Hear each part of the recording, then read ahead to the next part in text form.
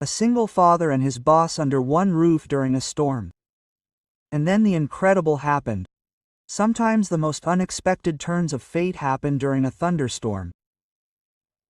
This is a story about how a sudden power outage forced a successful businesswoman and a simple foreman to spend an evening together, revealing their deepest secrets to each other.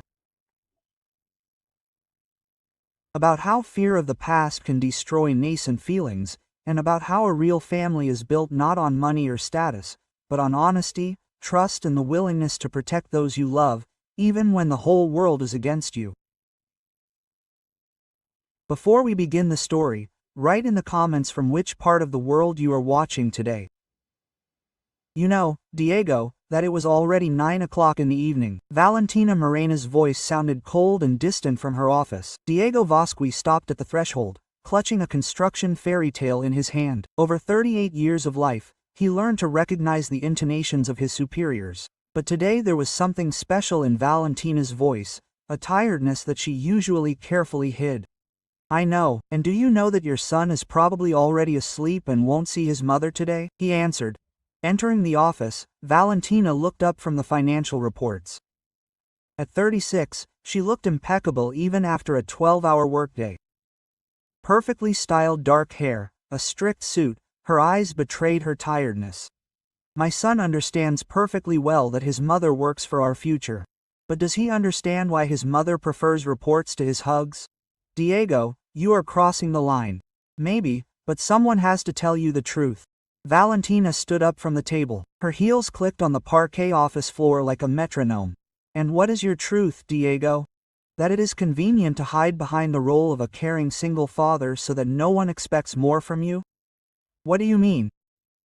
That you've been content with being a foreman for 5 years now, when you could be running your own company. That you use it as a shield from any serious relationship. Diego felt his fists clench. Valentina had hit a sore spot. At least I don't forget about my daughter's existence for the sake of my career ambitions, and I don't pretend that I don't care about anything other than being a parent. Their argument was interrupted by the sound of thunder. A thunderstorm was starting outside. One of those May storms that hit the city suddenly and mercilessly. Damn, Valentina looked at her watch. I need to pick up Mateo from after-school care. In this weather, school has been closed for 2 hours. He's with the nanny. She grabbed her phone, but the screen showed no signal. The cell towers must have been damaged. Let's go, I'll give you a ride. I have a car that barely started this morning a week ago.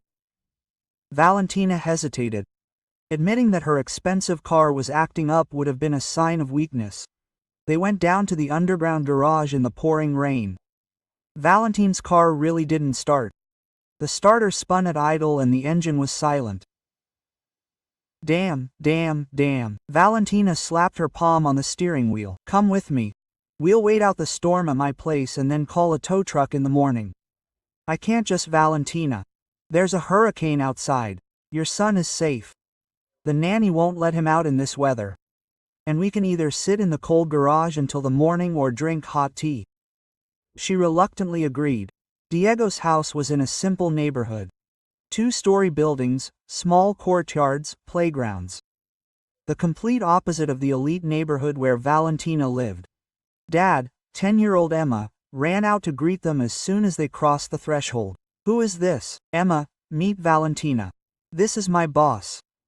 Ah, a serious boss. The girl carefully examined her guest. Why are you wet? We got caught in the rain, Valentina smiled. Emma was a copy of her father. Dark hair, brown eyes, an open face. You need to change, otherwise you'll catch a cold. Dad, give her your shirt.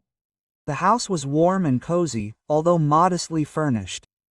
Children's drawings hung on the walls, books and photographs of Emma at different ages were on the shelves.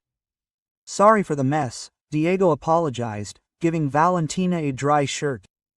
There is no mess here, there is life. When she changed and came out of the bathroom in his shirt, Diego was momentarily speechless. Without a strict suit and business hairstyle, Valentina looked younger, softer, more human. At that moment, the lights went out in the house. Quote, "Don't worry, It's because of the thunderstorm, Diego said, taking out the candles. The generator is about to turn on, but the generator didn't. The whole neighborhood was plunged into darkness. So we'll have dinner by candlelight, Emma announced. Like the Middle Ages. The atmosphere at the table, lit by flickering candles, was surprisingly warm. Emma chatted non-stop, talking about school, friends, plans for the summer. Do you have children? The girl asked Valentina. Yes, my son Mateo, he's 8 years old. Where is he? Quote, at home, with the nanny. Why not with you? Emma, don't ask personal questions, Diego snapped at his daughter. No, everything's fine. Valentina put her fork down. Because I work a lot, Emma, sometimes too much. And doesn't he get bored? He gets bored? Valentina answered quietly. He gets bored a lot. Then why work so much? Coming from a child, the question sounded innocent, but it went straight to the heart, because I'm afraid that if I don't work so much, I won't be able to give him everything he needs. What does he need? A home, food, clothes, and education. Does he need his mother? Valentina felt a lump in her throat. I do, but sometimes I have to choose. Why choose? Dad works and spends time with me. Dad has another job, and I run a large company.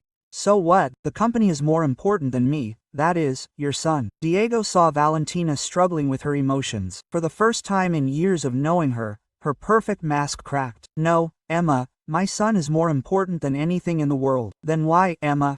Go get ready for bed, Diego said softly but firmly.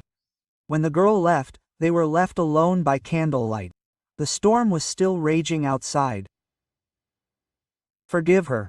Children do not understand the complexities of adult life. They understand better than we think. Valentina twirled her glass of wine in her hands. You know what the scariest thing is? That she's right about what? That I choose work over my son every day. Why? Because I'm afraid. I'm afraid that if I'm not perfect in everything, I'll lose what little I have. What exactly are you afraid of losing? The respect of your colleagues, financial independence, control over your life. Aren't you afraid of losing your son? Valentina fell silent. In the flickering candlelight, her face seemed especially vulnerable. I'm afraid every day, but I don't know how to change the situation without destroying everything I've built over the years. Is what you've built worth your son's lost childhood? You don't understand. You've never had this kind of responsibility. I have a daughter I'm raising alone. It's not the same. Why? Because you're a man. Society will forgive you for your mistakes, but it has different requirements for me. Diego leaned closer. Her eyes seemed especially dark in the candlelight. Valentina, what if we forget about society and think about what you really want? I don't remember what I want. I've thought too much about what I have to do. Try to remember. She closed her eyes, and her face showed an agonizing struggle. I want to hug my son every night, read to him before bed, know the names of his friends, not feel guilty for every minute I don't work. Is that possible? No, I have too many obligations or too many fears. Valentina opened her eyes and looked at him. A special silence fell between them, broken only by the sound of the rain. What are you afraid of, Diego? To trust someone again, to let someone become important to Emma. Why? Because her mother left us, just disappeared one morning, leaving a note. God. Emma still sometimes asks if Mom will come back, and I don't know what to say. So don't let anyone get close. That's why. The storm began to subside, but they continued to sit by the candlelight, telling each other things they had never told other people. Quote, you know what's strange? Valentina said. I always thought of you as a simple foreman, without ambitions. And now I understand that you simply chose other priorities. And what do you think about this choice? I envy him. The rain outside had almost stopped, but neither of them was in a hurry to end this evening. In the morning, Valentina woke up on the couch in Diego's living room, under a soft blanket that someone had thrown over her during the night. The sun was shining through the clean windows, and the sounds of cooking and children's laughter were coming from the kitchen. Good morning. Emma looked out of the kitchen. Dad is making pancakes. Will you have breakfast with us? Valentina glanced at her watch. 7 o'clock in the morning. Usually at this time she was already in the gym, then a shower, makeup, a formal suit, but now she was sitting in someone else's house in a rumpled shirt, and for some reason it did not cause discomfort. Quote, Mateo, she suddenly remembered. I need to call the nanny. Already called, Diego said, appearing with a plate of pancakes. He explained the situation. The boy was fine, but he really wanted to see his mother. Thank you. Valentina felt a strange gratitude. When was the last time someone had cared about her problems? Over breakfast, Emma chatted about their plans for the weekend, and Diego told funny stories from the construction site. Valentina watched their interactions, easy, natural, full of love. This was how she had once dreamed of communicating with Mateo. Quote, will you come visit us again? Emma asked when Valentina was getting ready to leave. I don't know, baby, I have a lot of work. Too bad. Otherwise, the four of us could play with Mateo. Valentina found the idea both tempting and frightening. At the office, their relationship had changed imperceptibly but dramatically. Valentina was still the boss, but the cold formality had given way to something warmer. Diego brought her coffee when he saw that she was tired. She asked how Emma was doing at school. Quote, are you leaving early today? He asked on Friday. Yes, I want to have time to pick up Mateo from school. That's good. Diego, they would like to spend the weekend together, that is, our children could meet. He thought about it. The offer was tempting, but scary. Introducing Emma to a woman meant taking a serious step. Okay, but what is my condition? No work, not even phone calls. We agreed. Saturday was spent in the park. Mateo turned out to be a quiet, serious boy, the complete opposite of the energetic Emma, but the children quickly found a common language. Quote, Mom, can Uncle Diego teach me how to play football? Mateo asked, if he doesn't mind. Quote, of course, I don't mind, Diego smiled. Valentina watched as her son looked truly happy for the first time in a long time. With what delight he listened to Diego's explanation, how he tried to repeat the movement. You have a wonderful son, Diego said when the children ran to the swing. I don't know him well, Valentina admitted. It's terrible, but it's true. Do you know what he told me today? What? That his mother is the most beautiful and intelligent in the world, but very sad. Valentina felt her heart clench. He noticed that children notice everything, especially when it comes to their parents. That evening, when the children were playing a board game, Valentina and Diego were alone in the kitchen. Thank you for today, she said. I haven't seen Mateo so happy in a long time. And you? Are you happy today? Quote, yes, for the first time in a very long time. Diego came closer. The same tension arose between them as on the stormy night. Valentina, can I kiss you? Instead of answering, she stood on tiptoe and touched her lips to his. The kiss was gentle, careful, full of unrealized feelings. Mom. Mateo's voice made them pull away. What are you doing? We're talking, Valentina was embarrassed. You talk strangely, Emma noted. But I like it, you're both smiling. Quote, on Sunday, the idyll ended. There was a knock at Valentina's door and an elegant man in an expensive suit appeared on the threshold. Hello, Valentina, can I come in? Ricardo, what are you doing here? I've come to see my son and talk to you. Ricardo Hernandez, her ex-husband, looked impeccable as always, a successful businessman, the heir to an old family. He was exactly the kind of man a woman in her position should choose. Papa Mato rushed to his father. Hello, champion, how are you? Good, you know, yesterday my mother and I were in the park, and Uncle Diego taught me how to play football. Ricardo's face changed. Uncle Diego is my mother's friend. He's very nice. I see. Ricardo looked at Valentina. We can talk in private. When Mateo went to his room, Ricardo immediately went on the offensive. So you're having an affair with a subordinate. It's none of your business. It's mine, if we are talking about a person who communicates with my son. Your son, you have not seen him for 6 months because you were busy. But now everything has changed. What has changed? I realized that I made a mistake. That family is the most important thing. I want to go back. Valentina felt the ground slipping out from under her feet. Ricardo, we got divorced 2 years ago. Divorced, but we did not stop loving each other. I don't love you. Then why are you still single? Why are you dating the first man you come across? Diego is not the first man you come across. Foreman Valentina. You are dating the foreman. What will your colleagues say? Clients. I don't care. No, I do care. You value your reputation too much. Ricardo was right, and that was what angered her the most. Valentina was truly afraid of condemnation, gossip, loss of status. Think about Mateo, he continued. He needs a complete family, stability, not his mother's affairs with random people. Diego is not a random person. For you maybe, but for Mateo he is a stranger, who is here today and gone tomorrow. After Ricardo left, Valentina sat in the kitchen for a long time, thinking about his words. Maybe he is right. Maybe she really is acting selfishly, thinking only about her feelings. In the evening Diego called. How are you? Did you have a good day? Ricardo came by. I see. And that he wanted to come back for Mateo. What do you think? I don't know. Maybe he is right about the boy needing a complete family. Valentina is a complete family. It doesn't have to be a father and mother. It is people who love and support each other. But society, to hell with society. What matters is how you feel. What if I don't know how I feel?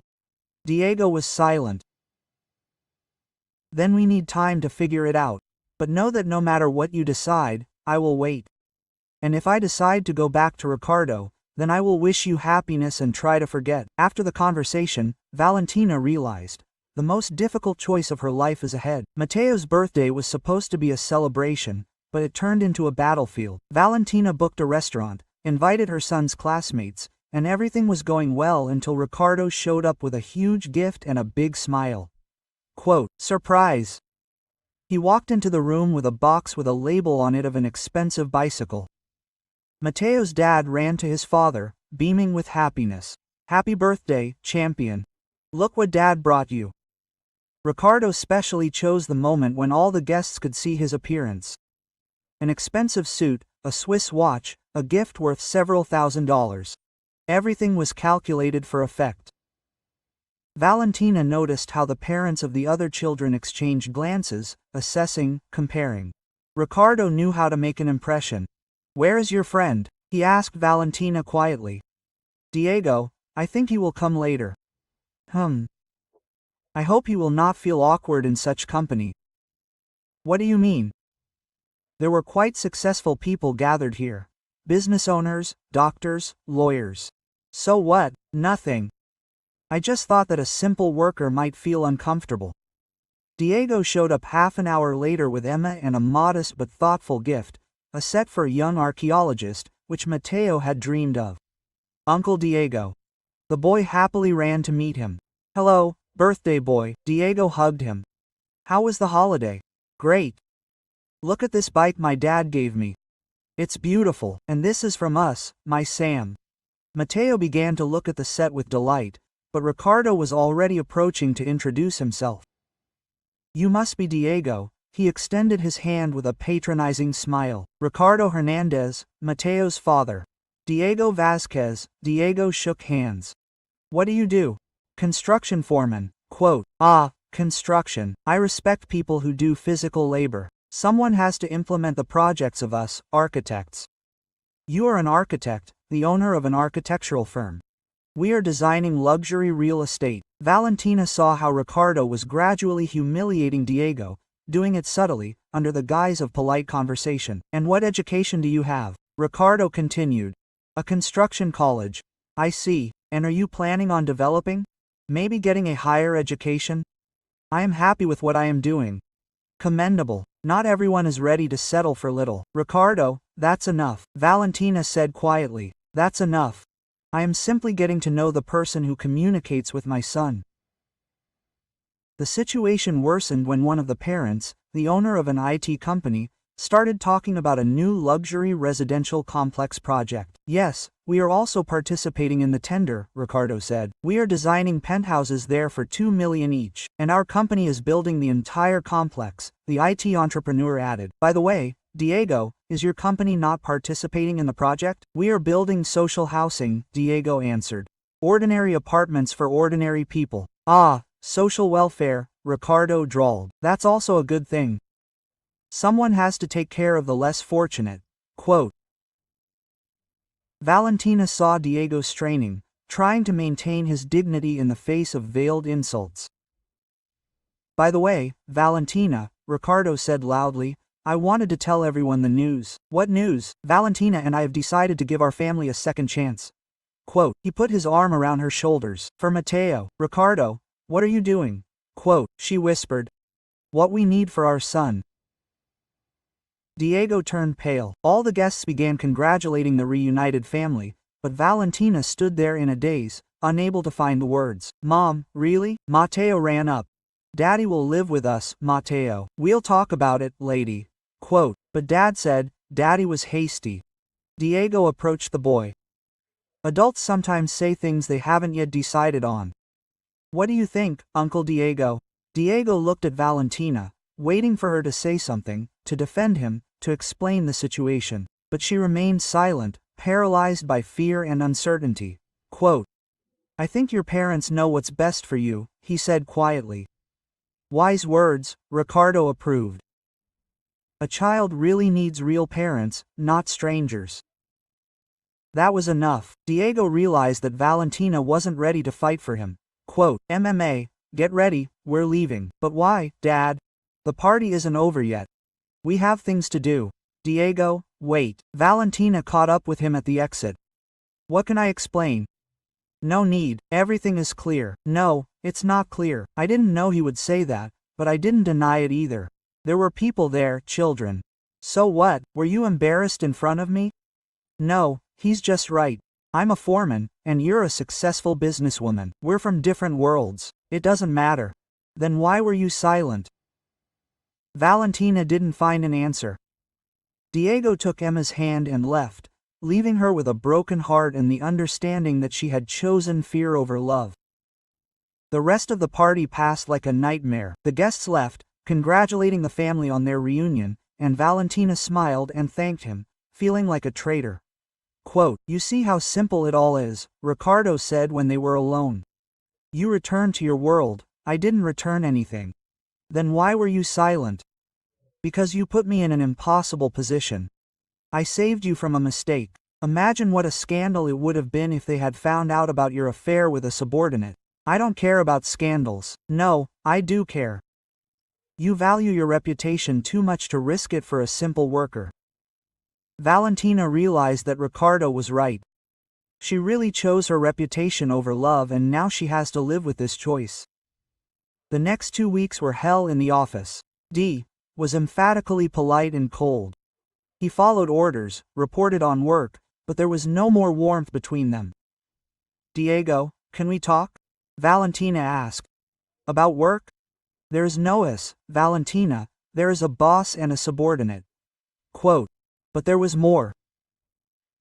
There was, it passed because of one day, because you could not stand by my side when it was important. At home it was no better. Ricardo pretended to be the perfect father, made plans for a joint vacation, but Valentina felt false. Mom, why are you sad? Asked Mateo. After all, Dad came back. I didn't want him to come back. And Uncle Diego? Will he not come anymore? I don't know, baby. It's a pity. I liked him. The turning point came after the conversation with your mother. You look unhappy. You're just tired. Valentina, you were never happy with Ricardo. He didn't come back for Mateo. His company is bankrupt. He needs a wife with money. Valentina understood. All her life she had been afraid of condemnation, and this fear robbed her of happiness. The next day she came to a decision. You're leaving, said Ricardo. What are you moving out? Your company is bankrupt. You need a wife with money. Quote. Mateo, you can see him on weekends, but you can't live here. After Ricardo left, she found Diego at a construction site. I need to talk to you. About what? You chose. I chose wrong. Ricardo moved out forever. And what does that change? Everything. If you're ready to give a second chance, Valentina, you can't throw him away and then bring him back. I'm ready to prove it, to publicly declare our relationship. To hell with reputation. I need time to think. A week of waiting seemed like an eternity. The answer came with a call from Emma. Period. Aunt Valentina. Dad said we could come. She'll have a second chance. 8 months later, Valentina was standing at the window of a new, spacious house with a large garden. Diego was choosing him. She was paying for a compromise that suited both of them. Mom, look, Mateo burst in. Sma and I have almost finished building the treehouse. Over these months, the boy has changed. He has become open, funny. Having an older sister has been good for him. Quote, "Where is Diego?" she asked Emma. They are fixing something in the garage with Mateo's dad. Ricardo has also changed. He has become a normal father. The divorce was civilized. We divided custody equally. Quote, "How are things at work?"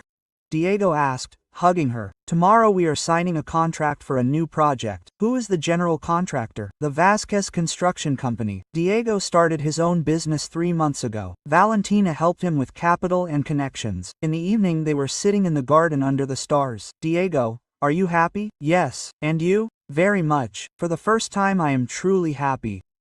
And you don't regret anything, only the lost time. Is there anything else I can wish for? Diego took out a small box. Valentina Morena, will you marry me? Yes, she said without hesitation. Yes, yes, yes. He put a ring on her face, and they kissed under the starry sky. And what will the children say? In my opinion, they have long considered us a family. Indeed, Mateo and Emma have long called them mom and dad, shared toys and secrets. A real family formed naturally, not from obligations or calculation, but from love and mutual respect. Do you know what's most amazing? Valentina said. That I thought happiness was a career and status, but it turned out to be a house full of laughter. And a beloved man who taught me not to be afraid to be myself.